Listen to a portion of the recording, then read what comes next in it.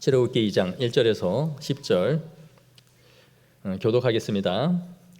레위 가족 중 한 사람이 가서 레위 여자에게 장가들어 그 여자가 임신하여 아들을 낳으니 그가 잘생긴 것을 보고 석 달 동안 그를 숨겼으나 더 숨길 수 없게 되매 그를 위하여 갈대 상자를 가져다가 역청과 나무진을 칠하고 아기를 거기 담아 나일 강가 갈대 사이에 두고 그의 누이가 어찌 되었는지를 보려고 멀리 섰더니 바로의 딸이 목욕하러 나일강으로 내려오고 시녀들은 나일 강가를 거닐 때에 그가 갈대 사이의 상자를 보고 시녀를 보내어 가져다가 열고 그 아기를 보니 아기가 우는지라 그가 그를 불쌍히 여겨 이르되 이는 히브리 사람의 아기로다.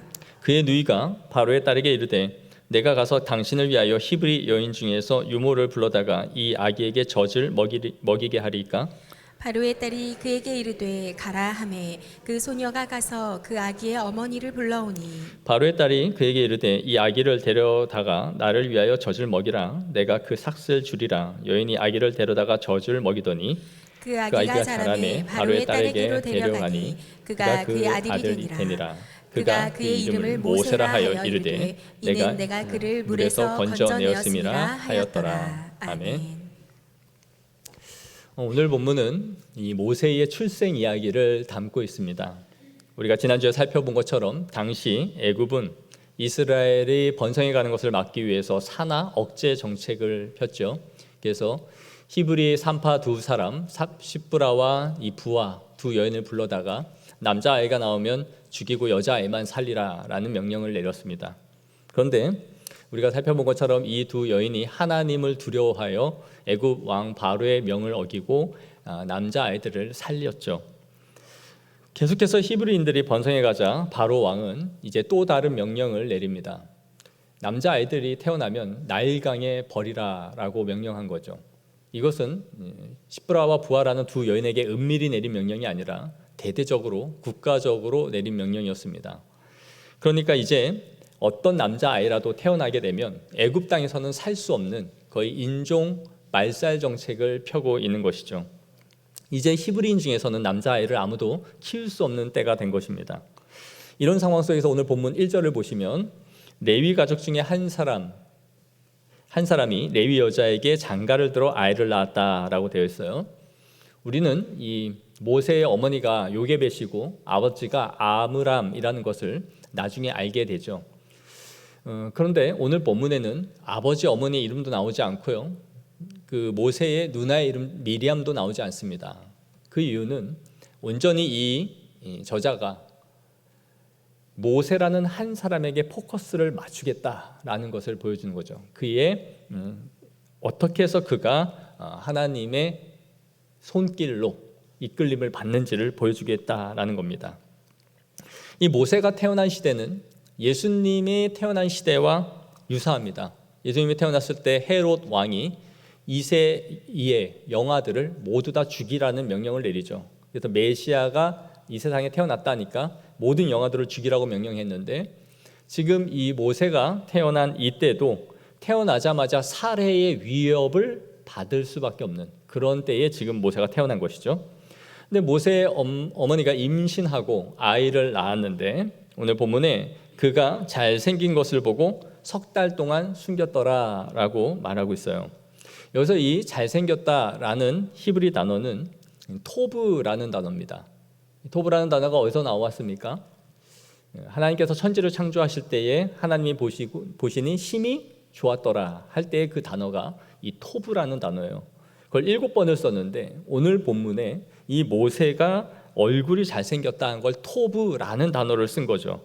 이것을 통해 우리가 하나님이 보여주고자 하는 것은 이 완전한 토브, 하나님도 감탄할 정도로 이 세상을 보시고 좋아하셨다라는 그 말처럼 이 모세가 그러한 사람으로 지금 창조되었다.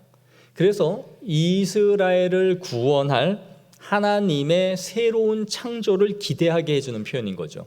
하나님이 창조하시면서 토브라고 하신 것처럼 이 토브, 너무 잘생긴 이 아들이 잘 준비된 아들을 통해 하나님이 이스라엘을 구원하실 새로운 창조가 시작될 것이다 라는 것을 우리에게 기대하게 해주는 겁니다. 모세 어머니는 이 외모가 출중한 이 아이를 3개월 동안 숨겨 키웠지만 이 커가는 아이를 더 이상 숨길 수가 없었습니다. 이제 100일이 다 되어 가는 거죠. 주변 사람들에게도 알려지면 또 다른 문제가 일어날 수 있는 상황이었어요. 그래서 할 수 없이 당시에 이제 널리 있는 파피루스를 가져다가 갈대 상자를 만들었습니다. 그리고 거기에 물이 스미지 않도록 역청과 나무진을 칠했죠. 그리고 자신의 사랑하는 아이를 여기에 누이고 이제 나일강에 띄워 보내야 되는 상황이 된 것입니다. 모세를 자신의 아들을 물 위에 그냥 띄워 보내야 되는 이 어머니의 마음이 어떠했을까요? 몇 년 전에 아프가니스탄이 탈레반에 의해서 점령을 당하게 되죠. 탈레반들이 점령을 하여 난민들을 학살하게 되는 일을 두려워하여 많은 사람들이 그 나라를 빠져나가려고 애를 썼습니다. 그래서 비행기에도 올라타고 그 비행기에서 떨어지는 일들도 우리는 뉴스에서 보았죠. 난민들이 죽을까 봐 국경을 넘으려 했지만 넘을 수 없었어요. 우리 사진 한번 보시면 이들이 미군들이 철수하겠다라고 하자 그들에게 자신의 아기를 맡기는 것을 볼 수 있습니다. 내 아이만이라도 국경을 넘어서 다른 데 가서라도 살 수 있기를 바랬던 거죠. 이 아이가 누구의 손에 의해서 갈지, 키워질지 자기는 여기서부터는 생리별이 되는 거죠. 볼 수 없고 기약할 수 없는 이야기지만 미군들에게 그냥 맡기는 거예요. 제발 이 아이라도 데리고 가서 살 수 있게 해달라. 그래서 미군들이 저 아기들을 탱크에도 태우고 저렇게 한 명씩 맡아서 그 아이들을 데리고 가는 슬픈 장면을 볼 수 있습니다. 참 가슴 아픈 장면이죠. 그러나 이 어머니가 아이라도 살리겠다라는 저 마음을 우리는 이해할 수 있죠. 모세의 어머니가 이 아기의 운명을 이 작은 갈대 상자에 맡긴 채 띄워보낼 수밖에 없는 것을 우리가 보게 되죠.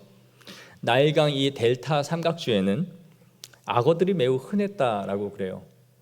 그러니까 이 나일강에 띄워보내면 대부분 이 아기는 악어밥이 되는 거죠. 그래서 고고학자들이 발견한 것에 의하면 이 델타 삼각주에는 악어를 섬기는 신전까지 발견될 정도로 악어가 매우 흔한 곳이었다라는 것이에요. 그러니까 이 모세의 누이가 자신의 동생이 이렇게 떠내려가는 것이 안타깝고 궁금해서 어떻게 되는지를 보려고 강가를 따라 같이 따라갑니다. 당시에 이 모세의 누나의 나이는 학자들이 6살에서 한 12살 정도 됐을 것이다 라고 추정을 해요. 그런데 마침 이 목욕을 하러 나온 애굽의 공주가 나일강에서 떠내려오는 이 갈대 상자를 발견하게 되죠. 그리고 그 상자를 열어보니 거기에 아기가 있습니다. 6절 끝에 보시면 이는 히브리 사람의 아기로다 라고 말해요. 그런데 이 여인이 어떻게 해요? 뻔히 히브리 사람의 아기인 줄을 알면서도 이 아기를 내가 키워야 되겠다라고 마음을 먹은 겁니다. 그래서 애굽 공주가 이 아이의 이름을 모세라고 이름을 짓죠. 물에서 건진 자라는 의미입니다. 그러니까 모세라는 이름은 그의 부모님이 지어준 이름도 아니고 이방인 애굽 공주가 지어준 이름이 바로 모세라는 이름이었던 거예요. 그런데 우리는 오늘 이 본문을 보면서 지난주에 이어서 매우 아이러니한 그 장면을 보게 되죠. 애굽 왕은 이스라엘 백성들이 이 번성해 가는 것이 너무나 두려웠습니다. 그래서 산하 억제 정책을 지금 펴고 있죠. 그래서 히브리 산파 이 부하와 시브라를 불러다가 남자아이를 죽이라 그랬어요. 그런데 이 두 여인에 의해서 이 정책이 실패로 돌아가죠. 그냥 살린 겁니다. 그런데 오늘 본문에도 애굽 왕의 이 명령에도 불구하고 한낱 히브리 한 여인이 아기를 몰래 숨겨서 키웁니다. 그리고 이 아이를 그 나라의 공주가 히브리 사람의 아들인 줄을 알면서도 키울 뿐만 아니라 입양을 하는 일이 벌어지는 거죠.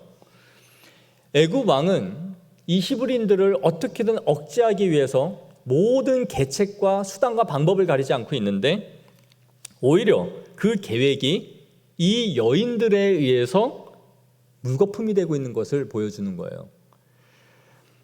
오히려 적은 내부에 있었고 애굽 왕의 정책을 반하는 사람들은 어떠한 국가의 권력자가 아니라 한낱 당시에 힘없는 산파 그리고 여인들에 의해서 이 정책들이 다 무너지고 있는 것을 볼 수 있는 것입니다.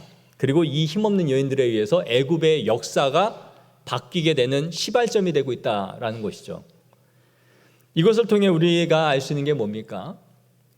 하나님이 하시는 역사는 그 어떤 것으로도 막을 수 없다라는 것을 우리는 알게 되는 거예요.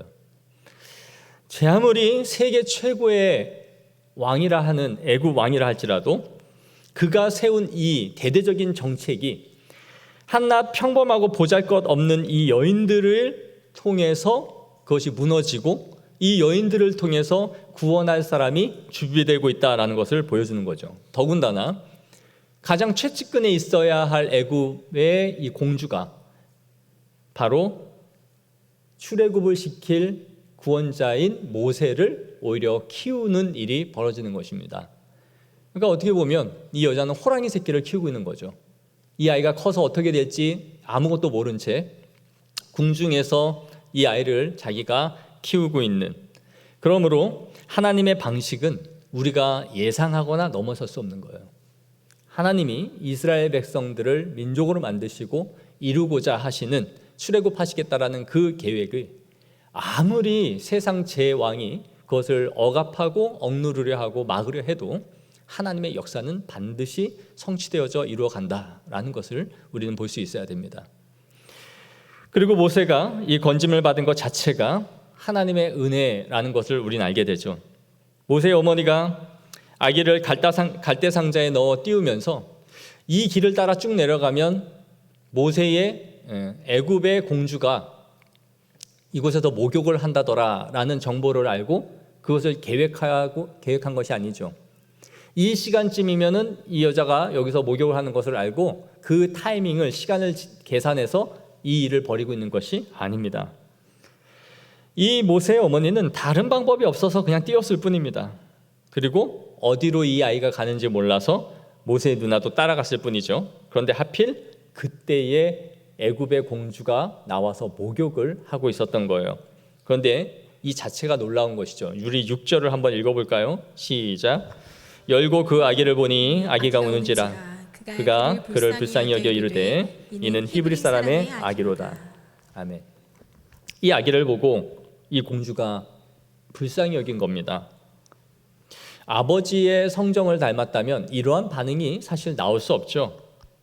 이 공주가 애굽에 시행되고 있는 히브리인들의 이 산화 억제 정책을 모를 리가 있겠습니까? 대대적으로 하고 있는 이 정책을 알았겠죠. 그랬다면 어떻게 해야 됩니까? 아버지에게 빨리 가서 이 사실을 알려야죠. 아빠, 내가 목욕하고 있는데 이 갈대 상자에 히브리인의 아기가 떠내려왔어요. 그렇다면 이런 사람이 더 있는지 찾아야 되겠습니다. 그래서 군사들을 풀어서 대대적으로 수색을 하고 색출을 해서 혹시라도 이렇게 숨겨서 아기를 키우고 있는 집이 있는지를 찾으려 했겠죠. 그리고 이것이 소문이 난다면 또 누군가가 제2의 제3의 방식으로 이런 식으로 아기를 키울 수 있으니 우리가 이것을 막아야 되지 않겠습니까? 라고 하면서 아버지에게 오히려 첨언을 했겠죠. 그런데 여인은 오히려 이 아기를 보고 불쌍히 여겼다. 오늘 본문에 하나님이 무엇을 하셨다라는 말씀이 없어요. 이 갈대 상자를 공주에게 흘러가도록 인도하셨더라라거나 하나님께서 공주의 마음을 만지사 그 아이를 보고 긍휼히 여기게 하셨더라라는 말씀이 하나도 기록되어져 있지 않습니다. 그런데 우리는 이 적절한 타이밍에 이 아기를 인도해 주신 분도 하나님이시라는 것과 이 애굽의 정책에 반하면서까지 아기를 키우고자 하는 마음을 주신 분이 하나님이시라는 것을 우리는 알 수 있어요. 이것을 신학적으로 숨어 계신 하나님이라고 말해요. Hidden God. 하나님은 우리 가운데 숨어서 일하신다라는 거죠. 우리 이사야 45장 15절을 한번 읽어보겠습니다. 시작. 구원자 이스라엘의 하나님이여 진실로 주는 스스로 숨어 계시는 하나님이시니이다. 아멘. 하나님은 성경에서 우리에게 일하실 때에 나 여기 있다, 내가 이렇게 일하고 있다, 그렇게 꼭 드러내시면서만 일하시는 분이 아니세요. 그분은 우리의 삶 속에 은밀하게 숨어 계실 때가 많습니다. 그래서 우리는 그 하나님이 아무 일도 하지 않는다라고 불평을 해요. 하나님이 아무것도 하지 않고 그냥 지켜만 보신다라고 생각하는 거죠. 그래서 사신신학이라는 못된 신학이 나왔어요. 죽은 하나님이라는 거죠. 2차 대전이 일어나건 세계가 누구를 학살하건 하나님이 아무것도 하지 않는다. 죽은 하나님이라는 거예요. 그러나 하나님은 우리의 인생과 우리의 삶 가운데 아무것도 하시지 않는 것이 아니라 숨어서 일하고 계신 분이에요. 은밀히 그분의 일을 하시고 계시다라는 것이죠. 하나님은 적절한 때를 아시고 가장 좋은 것이 무엇인지를 아셔서 하나님의 시간표에 맞게 일을 진행시켜 나가시는 분이십니다. 이것을 믿고 걸어가는 것이 성도들이에요. 하나님이 지금 보이지 않는 것 같고 일한다라고 티를 내지 않는 것 같지만 하나님은 은밀하게 숨어 계시는 분이세요. 그리고 그 일을 지금도 진행시켜 가시고 있다는 것을 믿기를 원합니다. 이것이 믿음이에요. 보이지 않는 것을 보이는 것으로 믿고 걸어가는 것이 성도들인 줄 믿습니다. 그런데 오늘 본문에 하나님의 역사가 여기서 끝나지 않죠. 모세의 누이가 바로의 딸에게 가서 말합니다. 당신을 위하여 히브리 여인 중에서 유모를 불러다가 이 아기에게 젖을 먹이리까? 라고 물어요. 그랬더니 바로의 딸이 허락을 해요. 그래라. 그랬더니 누굴 데려옵니까? 자신의 어머니를 데려와요. 우리 9절 보세요. 한번 읽을까요? 시작. 바로의 딸이 그에게 이르되 이 아기를 데려다가 나를 위하여 젖을 먹이라. 내가 그 삭슬 주리라. 여인이 아기를 데려다가 젖을 먹이더니. 아멘. 모세 어머니가 아기에게 젖동량을 해주려고 집에서 왔다 갔다 출퇴근한 게 아니에요. 어떻게 했어요? 아기를 데려간 거예요. 그리고 젖을 다 떼면 데리고 와라 이렇게 말한 거예요. 그럼 당시에 아기를 몇 살 정도까지 젖을 먹였냐? 학자들은 거의 한 4살까지는 먹였을 것이다 이렇게 추정을 해요. 그러면 4년 동안 이 아기를 집에서 떳떳하게 키운 거죠. 다른 집은 아기를 낳으면 남자아이를 키울 수 없었지만 자기는 이 바로의 공주의 자녀이기에 떳떳하게 키우면서 아이를 젖을 물릴 수 있었던 거예요. 그리고 3, 4살이 되면 엄마 아빠를 다 알아볼 나이죠. 그리고 어느 정도의 말도 다 할 수 있을 때에 이 아이를 데리고 간 겁니다. 그런데 뭐까지 받아요? 돈도 받아요. 내 아이를 키우면서 돈을 받는단 말이에요. 요즘 맞벌이 부부들이 아이를 키울 때 얼마나 갈등을 많이 합니까? 내가 돈 몇 푼 벌자고 내가 일을 해야 되나 아니면 아기를 그냥 키워야 되나 그러면서 고민을 많이 하죠. 그런데 이 아이를 키우면서 돈을 받는다니 복지도 이런 복지가 어디 있어요? 4년을 받았어요. 국가복지 혜택으로. 정말 님도 보고 뽕도 따고 도랑치고 가재 잡고 이런 걸 요즘 말로 뭐라 해요? 개이득. 아이들 키우면서 돈까지 받는 이 개이득을 보면서 하나님께서 정말 이 아이를 평안하게 키울 수 있도록 인도해 주신 거죠. 이 본문을 보면 하나님이 얼마나 치밀하게 이걸 계획하셨는가 하는 걸 보게 돼요. 모세는 오늘 이 갈대 상자에 태워져서 보내집니다. 근데 이 갈대 상자라고 쓰여진 이 단어가 테바라는 단어예요. 근데 이 테바라는 단어가 어디에 또 쓰여졌는지 아세요? 노아의 방주를 말하는 단어가 이 테바입니다. 그러니까 노아의 방주와 갈대 상자는 히브리어로는 똑같은 말이에요. 그러니까 방주를 지었다라는 말이 되는 거죠. 이 방주는 어떤 배입니까? 그저 흘러가는 배예요. 키가 없고 닷도 없습니다. 그냥 물의 흐름에 따라 바람에 떠내려가는 것이 방주이고 갈대예요. 어머니가 3개월 된 아기를 나일강에 띄웠다는 것은 이제는 내가 할 수 있는 모든 것이 끝이 났다라는 걸 의미해요. 더 이상 키울 수도 없고 숨길 수도 없어요. 그래서 도저히 이제 할 수 없는 게 없으니까 그래, 나일 강에 던지라 그랬지? 그냥 던질 수는 없으니 갈대 상자라도 하나 만들자. 그리고 띄워나 보자. 익사시킬 수는 없으니까 띄워나 보내자 하고 마지막에 그 심정으로 이 아기를 그냥 갈대 상자에 띄워 보낸 거예요. 여러분, 우리의 인생을 돌아보면 또 지금도 우리의 인생이 그런 분도 있겠지만 내 인생이 흘러가고 있다라는 생각이 들 때가 있지 않습니까? 우리의 힘으로 내가 할 수 있는 것은 모든 것을 다 했는데 이제 그 일이 내 손을 떠난 것 같다. 이제는 내가 어찌할 수 없고 그냥 되어져 가는 대로 보고 있을 수밖에 없는 일들이 생겨요. 이제 사람의 힘으로도 안 되고 내가 손 댈 수 있는 인맥도 없고 내 돈으로도 안 되고 이제는 이게 내 손을 다 떠난 것 같아 라는 느낌이 들 때가 있죠.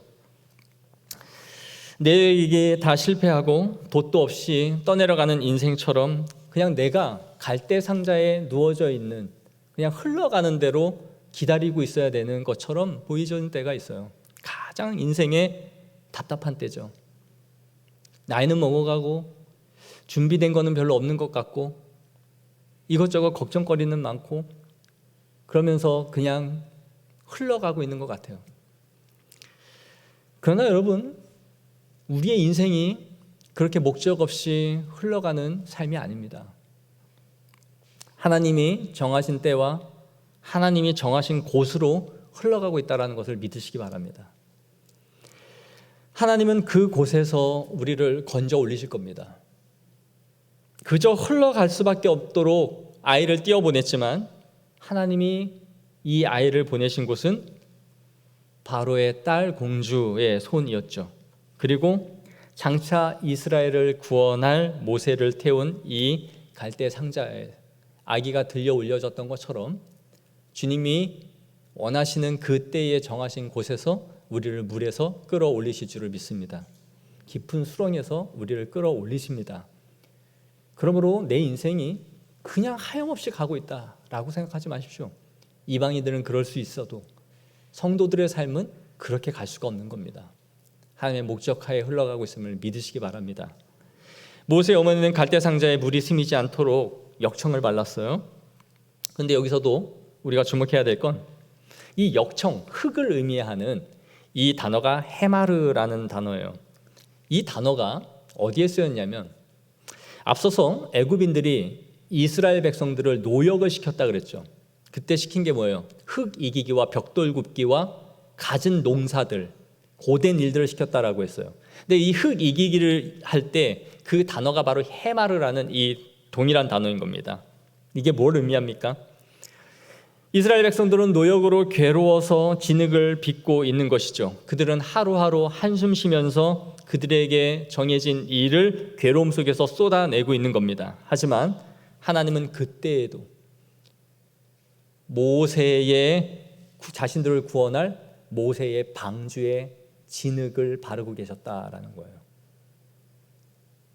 자신들은 그 지긋지긋한 일을 하면서 해마르를 하고 있는데 하나님은 그들을 구원할 또 하나의 방주를 짓고 계셨던 거예요. 그 방주에 역청을 바르시면서 구원을 준비하고 계셨다. 이게 얼마나 은혜로운 겁니까, 여러분? 내 인생이 갈대 상자처럼 흘러가고 있습니까? 정처 없이 어디로 갈지 모르는 그런 인생처럼 느껴집니까? 그러나 하나님은 물 위에서 또 다른 한편으로 나는 죽겠다고 노동을 하고 있지만 하나의 방주를 만들고 거기에 진흙을 바르고 계시는 손길이 있는 겁니다. 여러분, 방주에는 조타석도 없고요, 닷도 없습니다. 말씀드린 것처럼 그저 불안하죠. 어디로 흘러가는지 모를 뿐입니다. 그러나 방주의 묘미는 어디 있습니까? 방주의 은혜는 맡기는 것을 통해 오는 겁니다. 흘러가고 바람대로 물길을 따라가지만 하나님께 맡기는 것이 방주의 은혜입니다. 우리는 그저 예배할 뿐이고 할 게 없으니까 기도할 뿐이고 그분의 손에 의지하여 엎드릴 뿐이고 괴로우면 주님 앞에 눈물 쏟을 뿐입니다.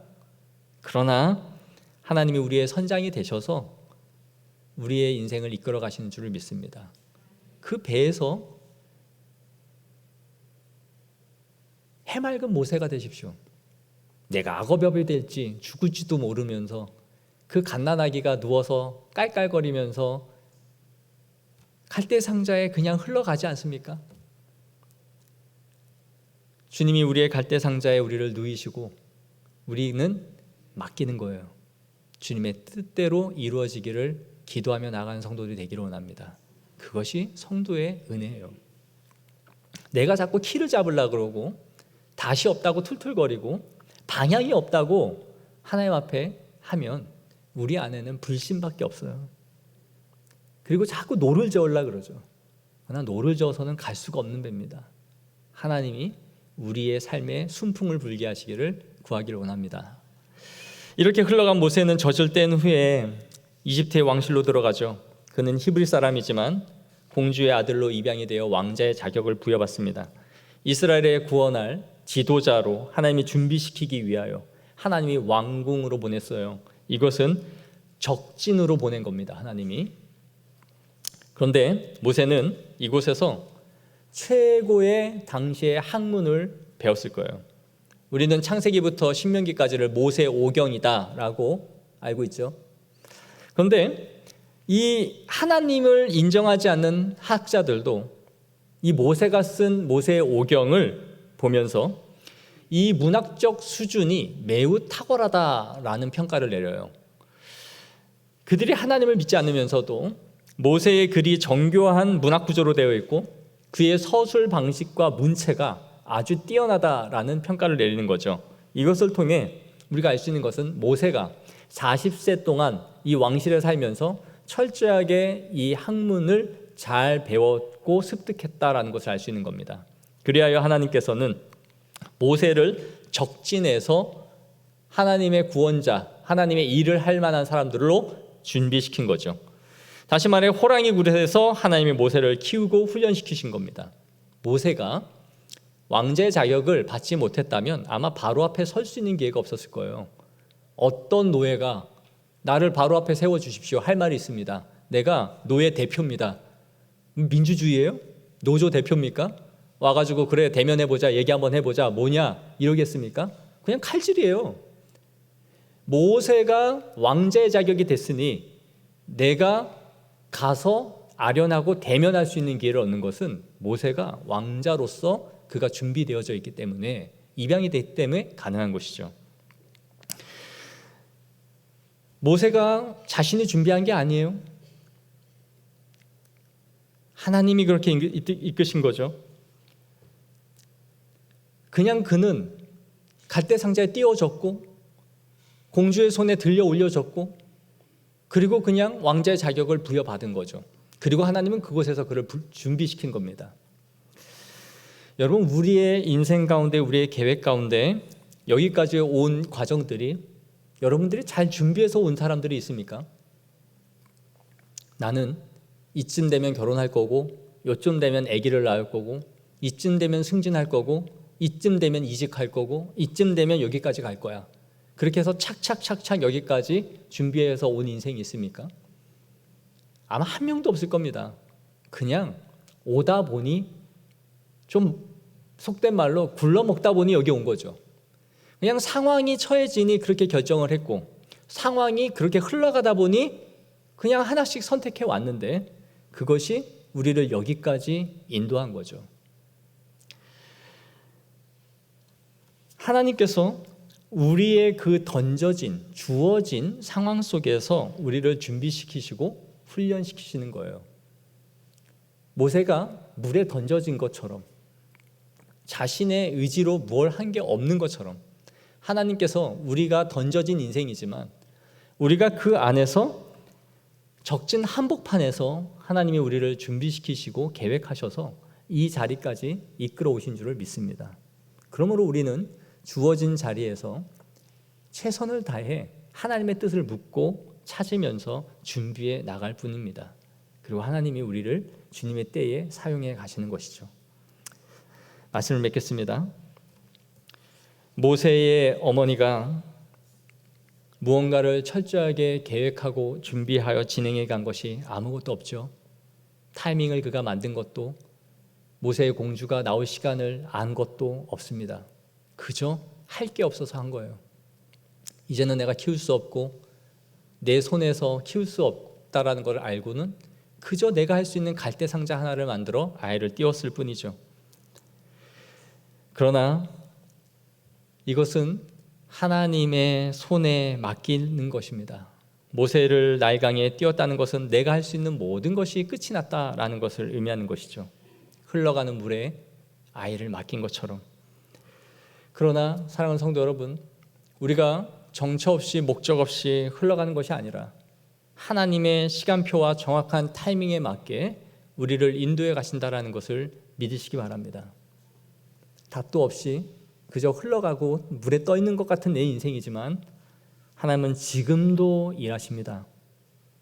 지금도 한편에서는 하나의 방주를 만들어 우리를 승선시킬 하나님의 일을 준비하고 있음을 믿으시기 바랍니다.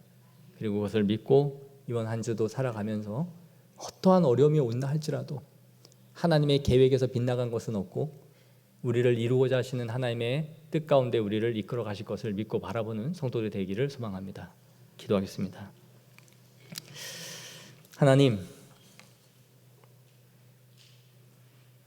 아이를 죽일 수는 없고 자신이 할 수 있는 유일한 방법으로 나일강의 아기를 떠나보내는 모세 어머니의 그 심정처럼 내가 할 수 있는 모든 것이 끝이 났을 때에 우리는 우리 나름대로의 갈대 상자를 만들어 인생의 파도 위에 띄울 뿐입니다.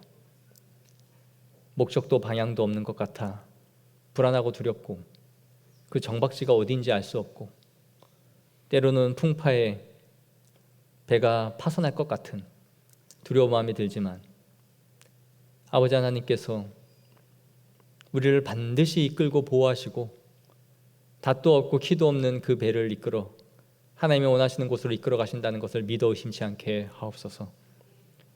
그리하여 주님의 때에 건져 올리실 것을, 물 위에서 깊은 수렁에서 우리를 끌어올리실 것을 믿고 나아가는 성도들이 되게 하옵소서. 인생의 해마르 흥리기기를 하며 갖은 고통과 살아보기 위한 인생의 싸움을 하고 있는 것이 우리들이지만 하나님께서 한편으로 주님의 방주를 만들어 우리를 구원할 준비를 하고 계신 하나님을 볼 수 있게 하여 주옵소서. 내 아버지께서 일하시니 나도 지금 일한다라고 말씀하신 것처럼 주님이 지금 보이지 않는 것 같지만 그 감추어 계신 하나님을 볼 수 있는 믿음의 눈을 주시옵소서. 내 안에 현실적으로 무언가가 기적처럼 바뀌는 일이 일어나지 않지만 하나님이 그 일을 위하여 지금도 일하고 계신 거룩하시고 전능하신 손을 볼 수 있는 굳건한 믿음을 주시옵소서. 그리하여 하나님 한 주간도 믿음으로 주님 붙잡고 걸어갈 수 있는 성도들 될 수 있도록 역사하여 주옵소서. 전능하신 예수님 이름으로 기도하옵나이다. 아멘. 교회 소식 전해드리겠습니다. 새로 오신 분들